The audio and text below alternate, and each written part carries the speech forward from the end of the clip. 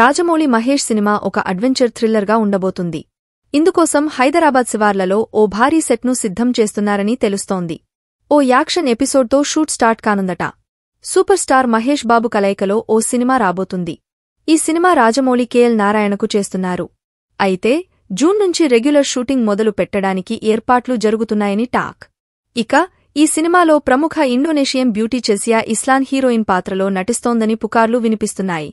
ఇంతకీ ఈ వార్తలో ఎంత వాస్తవముందో చూడాలి. కాగా ఆ మధ్య విజయేంద్రప్రసాద్ ఈ సినిమా కథ గురించి ఓ ఇంటర్వ్యూలో చెబుతూ నేను రాజమౌళి ఇద్దరం దక్షిణాఫ్రికా నవలా రచయిత విల్బర్ స్మిత్కు పెద్ద అభిమానులం.